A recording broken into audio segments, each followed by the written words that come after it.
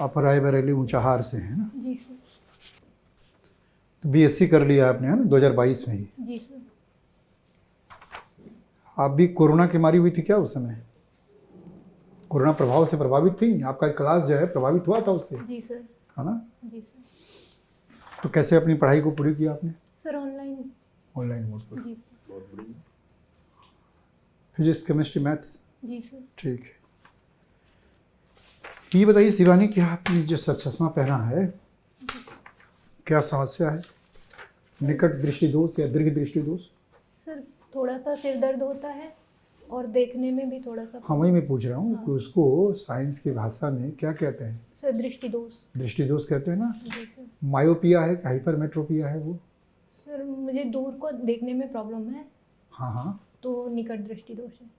तो किस तरह का, किस माने प्रकृति का लेंस आप यूज करती हैं? उत्तल, अवतल, यानी कॉन्वेक्स, कॉन्केव?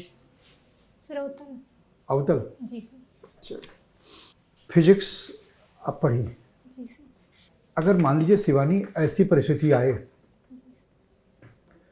कि आपका सिलेक्शन हो जाए, जी सर। और जब सिलेक्शन हो जाए तो फाइनली राज्यपाल महोदय आप लोगों को शपथ दिला करके ट्रेनिंग में भेज देंगी। ट्रेनिंग में गई और वहीं किसी अपने ही बैच के किसी नवयुवक से आपको प्रेम हो गया, जी सर।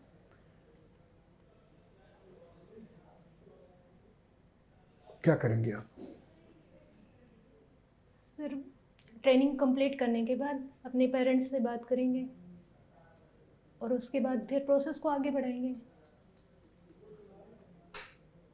लेकिन विवाह के समय एक परिस्थिति ऐसी आई जी सर। कि उन्होंने कहा कि देखो हमें तो नहीं चाहिए, लेकिन मेरे पापा जो है थोड़ा कंजर्वेटिव माइंड के हैं, ट्रेडिशनल, वो दहेज चाहते हैं। सर पहले तो उनसे बात करूंगी, अपने फ्यूचर के बारे में बताऊंगी कि हाँ मतलब उस दहेज की अपेक्षा हमारा फ्यूचर अच्छा है, और उनसे बात करके थोड़ा सा उन्हें दहेज से दूर करने का प्रयास करूंगी, इस मानसिकता से दूर करने का प्रयास लेकिन वो करूंगी। कहेंगे देखो हमें तो नहीं चाहिए पापा, लेकिन बिना लिए एग्री नहीं होंगे, तब क्या करेंगे? सर यदि वो दहेज को सपोर्ट करते हैं तो फिर मैं उन्हें सपोर्ट नहीं करूंगी। उनके साथ नहीं जाएंगे आप? चलिए, अच्छी बात है। आप उनको ये नहीं कहेंगे कि जीवन भर के कामधेनु तुमको मिल रही है, फिर दहेज की क्या जरूरत है? आप उनको ये भी न कह सकती हैं कि जीवन भर के लिए कामधेनु मिल रही है तुमको। कामधेनु कौन थी पता है? कामधेनु कौन थी सर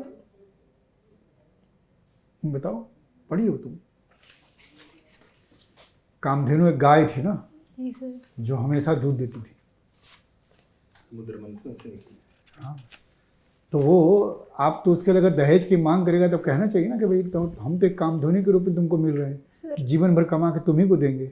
नहीं सर, ऐसा भी नहीं है, क्योंकि मैंने डिसाइड किया है, क्योंकि जो मेरी सैलरी भी होगी वो मेरे पेरेंट्स की हाफ तो होगी ही होगी। अरे वाह, चलो बहुत अच्छी बात है।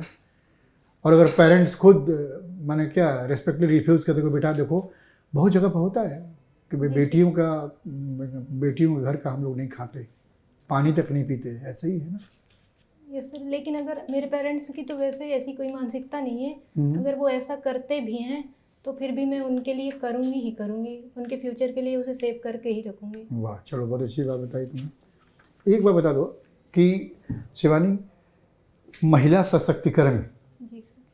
है ना, जी सर। चारों ओर धूम मचा हुआ है। जी सर। महिला सशक्तिकरण के लिए उत्तर प्रदेश सरकार ने नए बजट में कुछ नया प्रावधान किया है क्या? सर जैसे स्कूटी योजना है, रानी लक्ष्मीबाई स्कूटी योजना है, हाँ। उच्च शिक्षा में महिलाओं को योगदान देने के लिए। ठीक है, और सर MSME के थ्रू महिलाओं को प्रोत्साहन दिया जा रहा है कि वो आर्थिक भागीदारी बढ़ाएं अपनी। और कोई? मैंने ध्यान से नहीं सुना आपने, मैंने पूछा नए बजट में क्या क्या किया गया है। अभी जो कुछ दिन पहले बजट आया ना, जी सर। उसमें क्या था? महिला सशक्तिकरण को बढ़ावा देने के लिए कुछ नवाचार किया गया उसमें? बजट पढ़ा है नया वाला? सर पढ़ा है, लेकिन एग्जैक्टली रिकॉल नहीं कर पा रहे हैं। चलो कोई बात नहीं, सर आप पूछ लीजिए। बहुत बढ़िया बात कर रही हैं। उत्तर प्रदेश से कोई राष्ट्रपति हुए हैं जिनको आप जानती हैं? उत्तर प्रदेश में। हाँ, किसी राष्ट्रपति को जानती हैं जो उत्तर प्रदेश के रहे हों?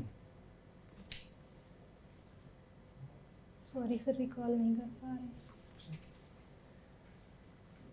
प्रयागराज शहर जी किन दो नदियों के किनारे बसा है, या किन दो नदियों के संगम पर बसा है? सर, यमुना जी और गंगा जी के बीच। यमुना और गंगा जी। गंगा नदी। बहुत अच्छा है। उत्तर प्रदेश के कितने जिले मध्य प्रदेश राज्य से मिलते हैं या टच करते हैं? सर 11।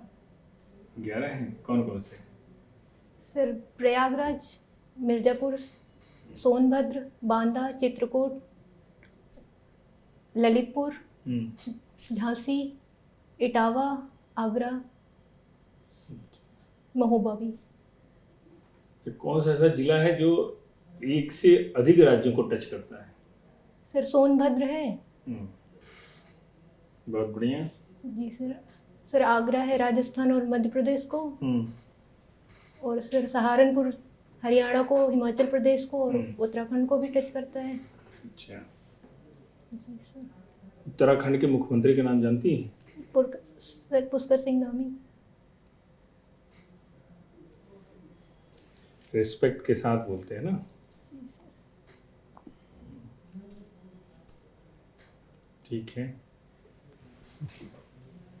सर।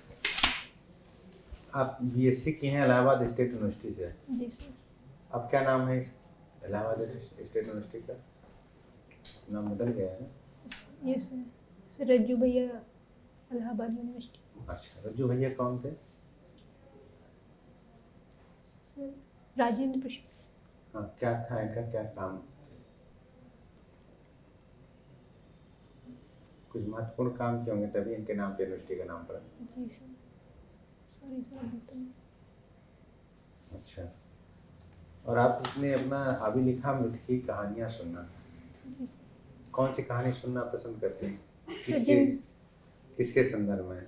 सर जिन कहानियों से हमें नैतिक शिक्षा मिलती है, हमारे मूल्यों का विकास होता है। कोई एक कहानी बताइए जो आपने सुना और उससे आपको मिला कुछ। सर जैसे बचपन में हमारी दादी दादा ऐसे कहानी सुनाया करते हैं कि एक राजा था, उनकी 4 रानियां थी या उनकी 7 पुत्रियां थी, एक पुत्र था।